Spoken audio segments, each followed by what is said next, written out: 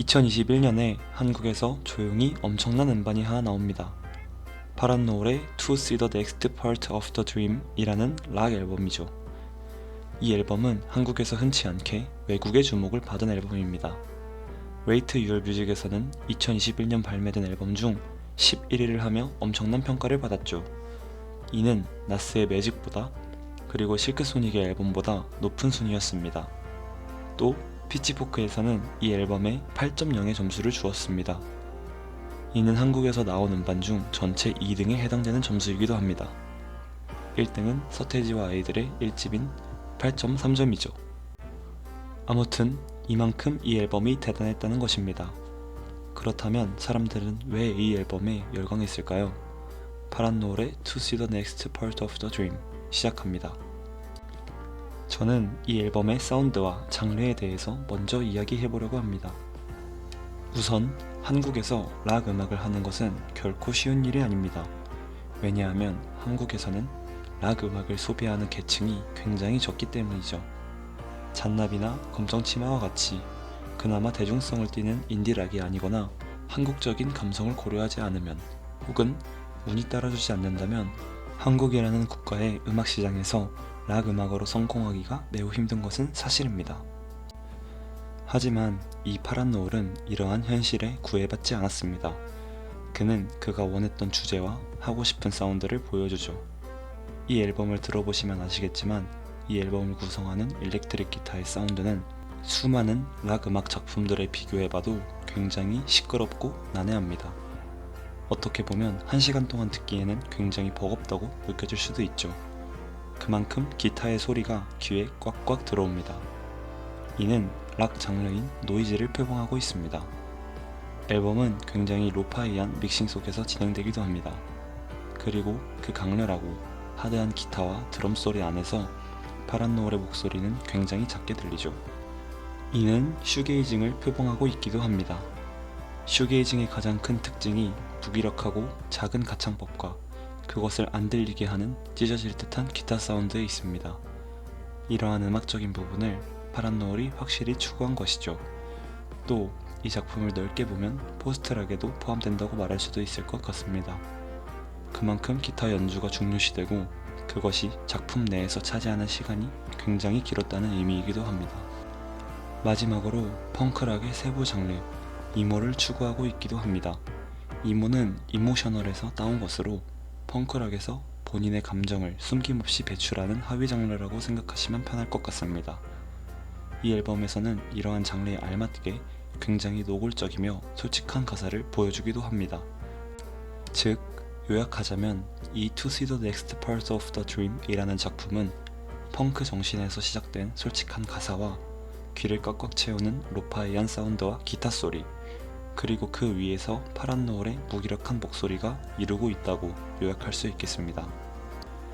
이제 이 앨범의 메시지나 내용에 대해서 이야기해 보겠습니다.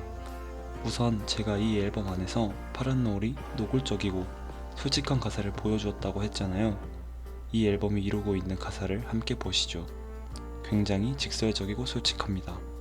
이 가사들을 보시면 어떤 기분이 드시나요? 수동적이고 현실 부정적인 모습이 보이죠? 이 앨범은 한 찐따의 앨범입니다. 이 작품에서 파란 노을은 굉장히 무기력하고 수동적인 본인의 모습을 그려냈습니다.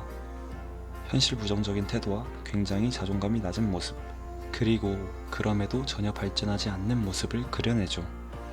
이러한 태도와 가사는 우리가 듣기에 불편하기도 하지만 과거의 향수에 젖어있는 모습을 적나라하게 잘 표현한 것이기도 합니다. 실제로 파란 노을은 이런 말을 했습니다.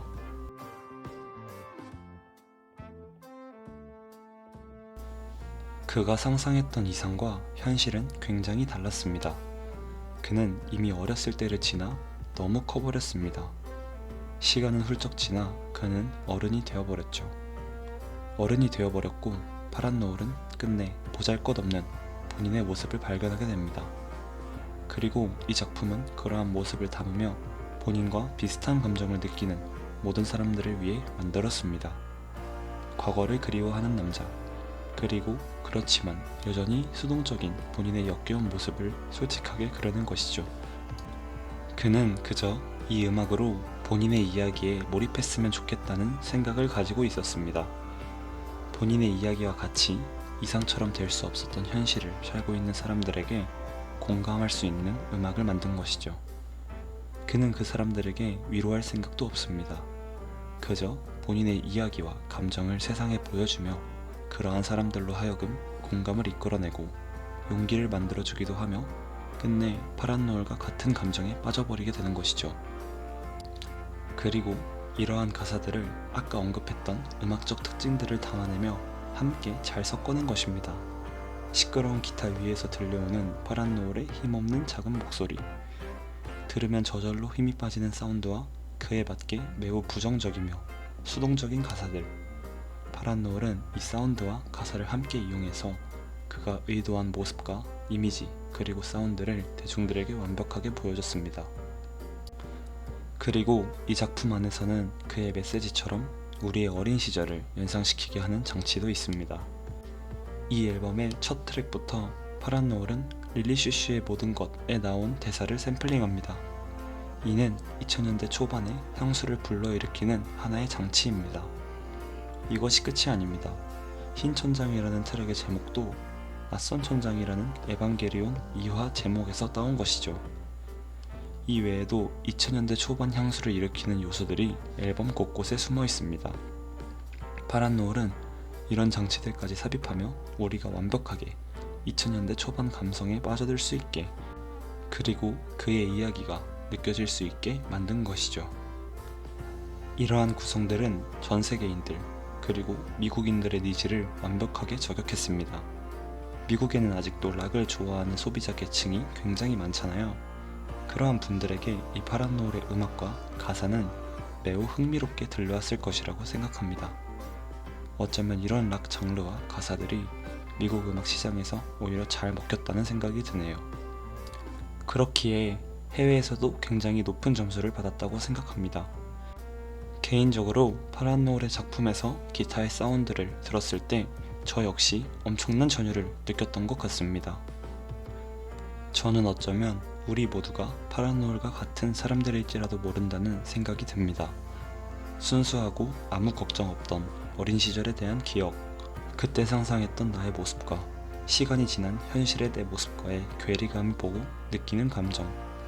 어쩌면 이는 모든 현대인들이 가지고 있는 기억과 감정이 아닐까요?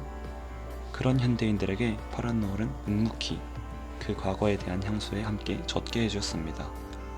세상에는 많은 음악이 존재하지만 이처럼 묵묵하게 위로의 말 하나 없이도 우리의 감정에 동감해주는 작품들도 있습니다.